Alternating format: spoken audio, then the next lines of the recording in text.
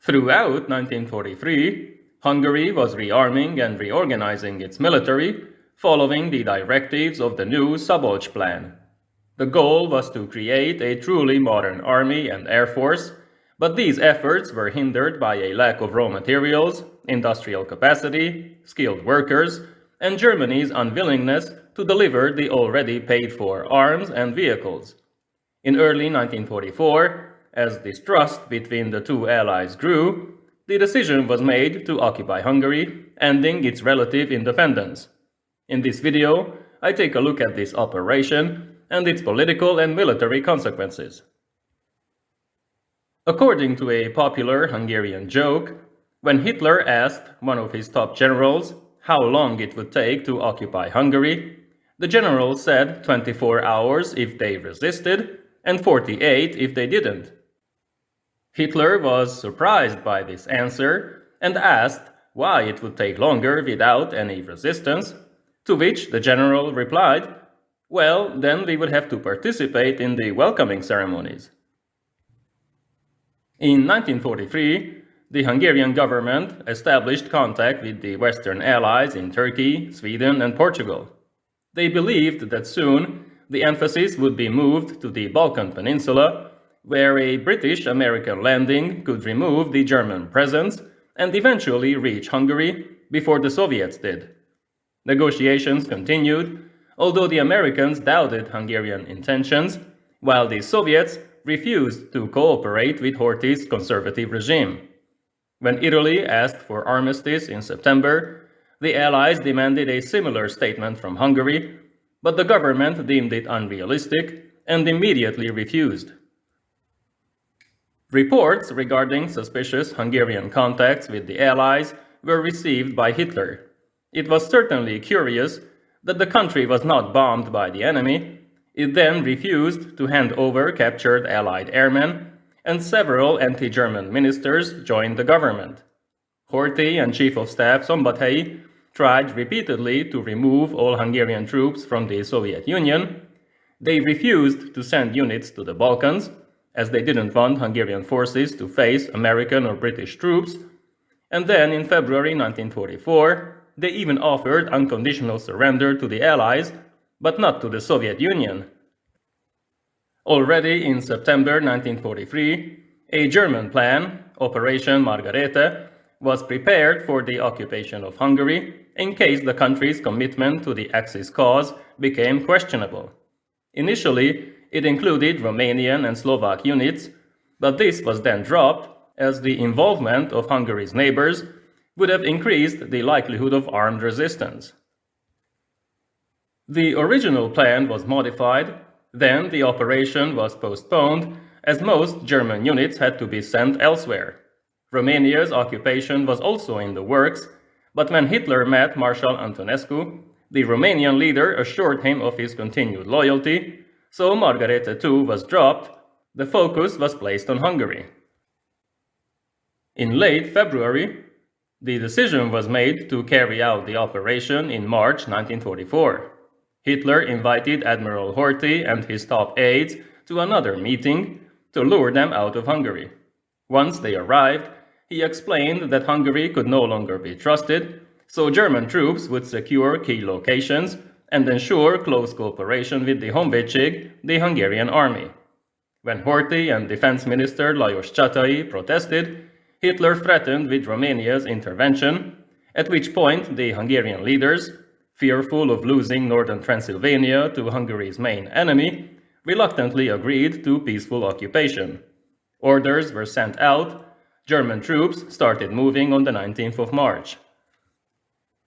The occupation forces entered Hungary from Austria, Croatia, Slovakia, and Serbia with 6 divisions and various smaller units.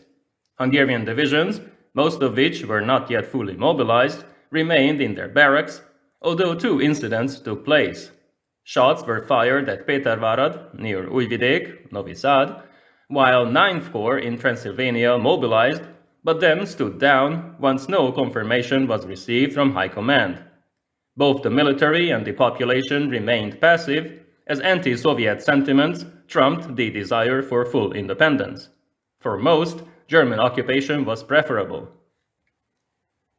Immediately, units of the Gestapo, the German secret police, moved in and started arresting those who were deemed unreliable or hostile to the Nazi cause, from ordinary civilians to cabinet ministers.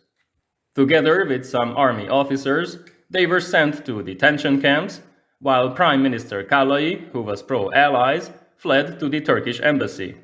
He tried to leave in September, after which he too was arrested and sent to a concentration camp. However, most people cooperated, so the occupation forces were soon weakened. By May, they numbered 57,000. Soon, more units were directed elsewhere. In the meantime, a pro-German cabinet was formed, led by Dömer Stolyai, while German forces declared Eastern Hungary an operational zone under direct military administration. Elsewhere, the exploitation of Hungary's economy, oil reserves, and manpower began. Recruitment of ethnic Germans into the Waffen-SS became easier, as they no longer had to fear losing their Hungarian citizenship. Adolf Eichmann arrived in the country as well to organize the deportation of Jews who had been living in relative peace up to that point. Thanks to the cooperation of the gendarmerie, the first transports left in late April with 1,800 men and women. Most of them were gassed, but a few hundred were chosen to work instead.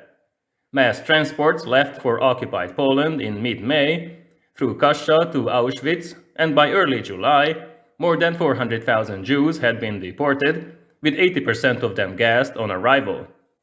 By then, Admiral Horthy, who remained head of state, at least on paper, had received appeals from President Roosevelt and King Gustav V of Sweden, and he also felt safe enough in his position to order an end to the deportations. Because of this, the Jews of Budapest were saved, at least for now. The Hungarian army needed serious help if it was to participate in the war. As the Szabolcs plan was behind schedule, German arms were required. In June, the Bühle contract was signed, according to which Germany was to deliver 700 light and 250 heavy machine guns, 200 mortars, 35 heavy anti-tank guns, a few artillery pieces, and 25 Hetzer tank destroyers every month. Ironically, ammunition for the above was not included, while Hungary's own armaments industry was supposed to make its own deliveries, even though most of its capacity was used to satisfy German demand. The Hungarians intended to equip their mobilized units with the new weapons and pass the freed-up equipment to the reserve divisions and other formations. However, by August, only 2 infantry divisions, the 7th and 20th, could be rearmed, while the freed-up material had to be sent to the front to replace losses. To make matters worse, the German partner often redirected deliveries to equip its own units at the front. Hungarian First Army was sent to the front already in April to plug the enormous gap that separated army groups Central and South. Second and Third Armies were discontinued and then reactivated as the situation at the front deteriorated. The infantry divisions were to be reinforced with 30 assault guns each, but the slow production of Zrínyi assault guns made this plan unrealistic. Instead, a new 1944-45 template was created, according to which only 10 such assault guns would be delivered to infantry divisions, but they would also receive heavy anti-tank guns and heavy mortars, along with other units, to make them identical to their German counterparts.